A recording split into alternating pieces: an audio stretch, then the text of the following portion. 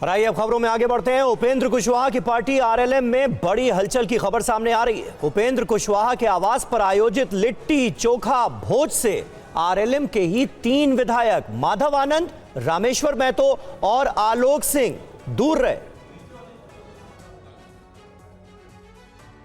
बिहार की राजनीति में एक बार फिर हलचल तेज हो गई है। राष्ट्रीय लोक मोर्चा के तीनों विधायक माधव आनंद, रामेश्वर महतो और आलोक सिंह पार्टी के राष्ट्रीय अध्यक्ष उपेंद्र कुशवाहा के आवास पर आयोजित लिट्टी चोखा भोज में शामिल नहीं हुए।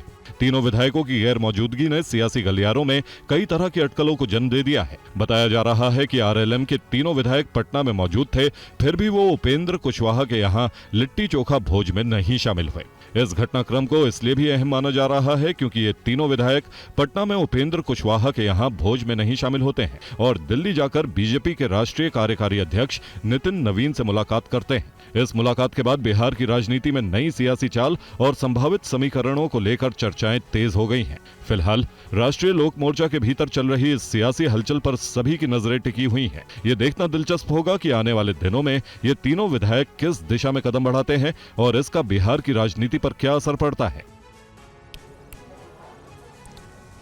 और महाराष्ट्र के यवतमाल जिले के सेंदूर सानी गांव में सामने आए 27,397 फर्जी जन्म प्रमाण पत्रों के सनसनीखेज मामले ने राज्य प्रशासन को हिलाकर रख दिया है। ये पूरी रिपोर्ट देखिए। सबसे चौंकाने वाली बात यह है कि सेंदूर सानी गांव की कुल आबादी मात्र 1,394 है, जबकि सितंबर से नवंबर 2025 के बीच यहां हजारों की संख्या में जन्म प्रमाण पत्रों का पंजीकरण दर्ज किया गया। इतने कम समय में सीमित आबादी वाले गांव में इस पैमाने पर जन्म पंजीकरण होना अपने आप में कई गंभीर सवाल खड़े करता है। यही कारण है महाराष्ट्र गृह मंत्रालय ने इस मामले की जांच एसआईटी को सौंपी है। राज्य सरकार ने इस पूरे मामले की जांच एसआईटी को सौंपते हुए निर्देश दिए हैं कि 100 दिनों के भीतर विस्तृत जांच रिपोर्ट सरकार को सौंपी जाए। साथ ही इस बात का भी पता लगाया जाएगा कि इन जन्म प्रमाण पत्रों का इस्तेमाल नागरिकता, पहचान पत्र, पासपोर्ट, सरकारी योजनाओं, आरक्षण या अवैध गतिविधियों के लिए तो नहीं किया गया। इसमें सरकारी अधिकारियों की पूरी तरह से मिली भगत है या फिर ये टेक्नोलॉजी और साइबर का इस्तेमाल करके सर्टिफिकेट को फर्जी तरीके से बनाया गया है। मामला जो भी हो, इस मामले में एसआईटी जांच बैठ गई है और एसआईटी जांच के बाद ही इस मामले में कौन कौन अधिकारी दोषी हैं, कौन कौन दलाल और कौन कौन बिचौलिए दोषी हैं, उनके बारे में सच्चाई सामने आएगी। और उन्नाव रेप पीड़ित महिला ने पूर्व बीजेपी नेता कुलदीप सिंह सेंगर की उम्र कैद की सजा को निलंबित करने के दिल्ली हाईकोर्ट के फैसले पर कड़ी प्रतिक्रिया दी। रेप पीड़िता ने कहा कि सेंगर को राहत उनके परिवार के लिए काल जैसा है। वो इस फैसले को सुप्रीम कोर्ट में चुनौती देंगी।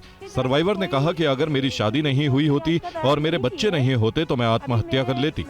रेप पीड़िता ने कहा कि अगर सेंगर को जेल से रिहा किया जाता है तो वो अपनी सुरक्षा के लिए खुद जेल जाने को तैयार है। उन्होंने आगे कहा कि कम से कम जेल में हम सुरक्षित तो रहेंगे।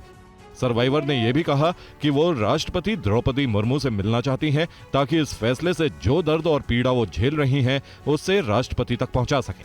मैं जैसे हाई कोर्ट में जजमेंट हुआ है, मुझे आहत और मुझे दुख हुआ है कि ऐसा जजमेंट हुआ है और देश में पहला ऑर्डर हुआ है जो रेप के आरोपी को जमानत दी गई सजा रोकते हुए। मैम सीबीआई ने भी कहा है कि हम इस चुनाव सीबीआई पहले क्या कर रही थी? सीबीआई का आईओ मिल चुका है कुलदीप सेंगर से। वहीं सीबीआई ने भी हाईकोर्ट के फैसले को सुप्रीम कोर्ट में चुनौती देने का फैसला किया है। और अहम खबर है, महाराष्ट्र के नांदेड़ में दिल दहला देने वाली घटना सामने आई है। एक ही परिवार के 4 सदस्यों की मौत हो गई। 2 भाइयों ने ट्रेन से कूदकर आत्महत्या कर ली और माता पिता के शव लटके हुए पाए गए।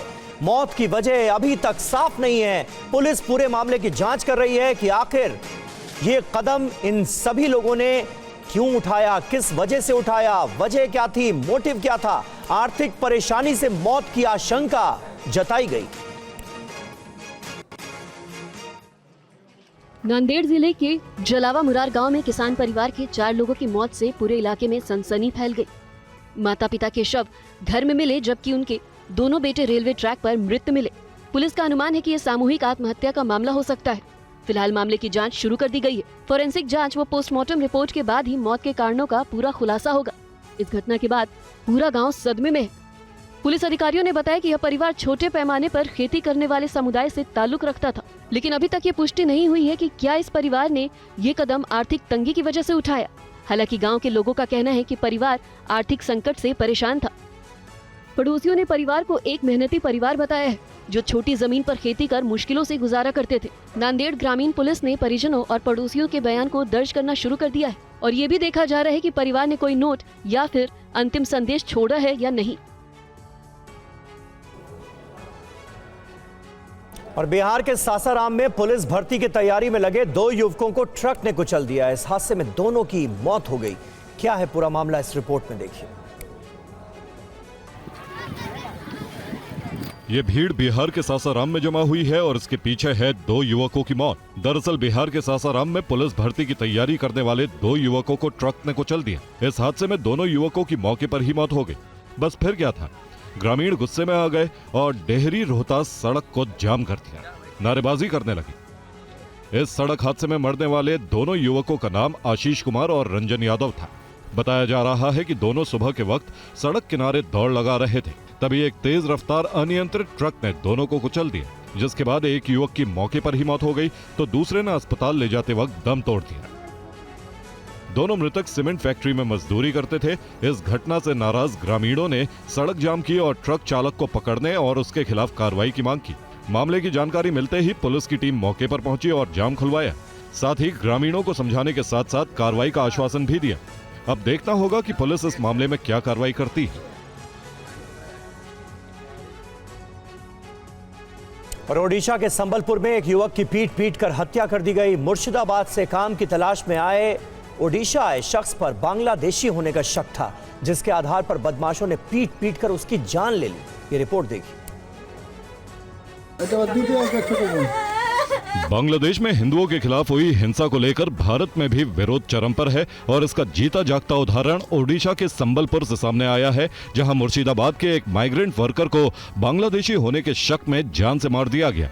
बताया जा रहा है कि युवक पर बांग्लादेशी होने का शक था, जिसकी वजह से उसकी पीट कर हत्या कर दी गई। मरने वाले युवक का नाम जुएल शेख है और उसका घर मुर्शिदाबाद के सुती इलाके में है। दरअसल जुएल कुछ दिन पहले काम की तलाश में ओडिशा के संबलपुर गया था। वहां उसे कुछ लोकल बदमाशों ने पकड़ लिया और बांग्लादेशी होने के शक में उसे बुरी तरह पीटा। इस घटना में जुएल शेख गंभीर रूप से घायल हो गया, जिसके बाद उसकी मौत हो गई। आरोप यह भी है कि उसके साथ मौजूद कुछ और वर्करों को भी बदमाशों ने पीटा था। इस घटना के सामने आने के बाद लोगों में गुस्सा देखने को मिल रहा है और दूसरे राज्यों से काम करने आए लोगों की सुरक्षा को लेकर भी सवाल उठ रहे हैं। परिजन अब इस मामले में पुलिस से जांच की गुहार लगा रहे हैं और दोषियों के खिलाफ कार्रवाई की मांग कर रहे हैं। কি চাইছেন এখন? এখন শাস্তি চাইছি, যারা করেছে তাদের জন্য শাস্তি